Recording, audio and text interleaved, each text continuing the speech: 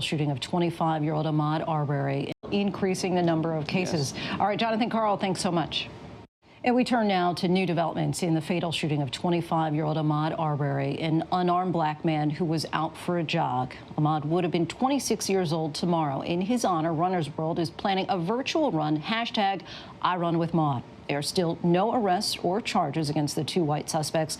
And now a letter that's raising eyebrows, written by a prosecutor who's now off the case, why he thought the killing was justified. ABC's Steve Osinsami has the latest. State investigators tonight who've taken over this case are going over this cell phone video frame by frame, looking at the last moments of Ahmaud Arbery's life. The 25-year-old is seen jogging through a neighborhood near his home when he runs into this white pickup truck. The two men waiting for him with their guns told police that they believed he was the same person seen on security cameras breaking into homes and had chased him here. There's a black male running down the street. They claim that they were trying to make a citizen's arrest. You see and hear the violent end. Police say the gunmen are Travis McMichael and his father, Gregory, a former police officer and a former investigator for a county prosecutor. Neither have been charged tonight. I think that no arrest has been made basically because because of the title that he carried of the retired police officer. Because of their apparent connections to the father and son, two prosecutors have recused themselves from the case. And in this newly uncovered letter, one of them, who has seen this same video, says he sees it differently, that Arbery initiated the fight, grabbed the shotgun, and under Georgia law, McMichael was allowed to use deadly force to protect himself. He blames the man who died, saying that his aggressive nature led him to attack an armed man. He also writes that it was perfectly legal to chase down Arbery in the first place because they thought he was a burglar. They carried their guns in the open and, quote, it appears their intent was to stop and hold this criminal suspect until law enforcement arrived. Attorneys for the family's victim strongly disagree.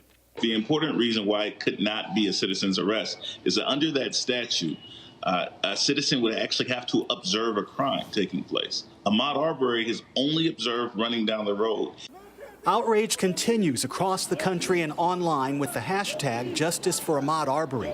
We also heard from 2020 presidential candidate Joe Biden today. Many of us have seen that harrowing footage of Ahmaud Arbery and out on a jog in a beautiful day in February in Florida and in Georgia, shot down in cold blood, in a sense lynched before our very eyes, 2020 style.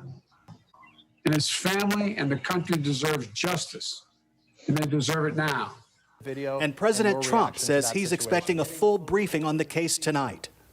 My heart goes out to the parents and to the loved ones of the young gentleman. It's a very sad thing, but I will be given a full report this evening. Haven't seen the video yet, to be clear. No, I haven't. Let's bring in Steve Osinsami now with more. Steve, with all the public outcry over this case, are authorities any closer to an arrest? At this point, it doesn't appear so. They're not really showing their cards, but we are seeing that investigators are interviewing people. They're actually doing their work. It's entirely possible in the next few weeks we could see state law enforcement authorities who are now leading, who have taken over this investigation, issuing some charges in this case. And Steve, tell us more about the claim that the father and son were simply trying to defend themselves. So they tell us that, they tell police that they were actually trying to stop this young man because they believe he was the person breaking into their properties, and that they say that when they encountered him, they were trying to make this citizen's arrest, and that he fought with them, and that at one point he was fighting with the son with the gun, and that's when they fired and killed him in the middle of this arrest, that he fought back. But just to be clear, in order to make a citizen's arrest, you have to actually witness a crime. That's right, Lindsay. The lawyers for the victim's family say that to arrest someone under a citizen's arrest, you have to have proof, probable cause that this person committed a crime. And they say that he had nothing to do with any crime, any break-in, and didn't even know any of these people when he was killed. Lindsay? Steve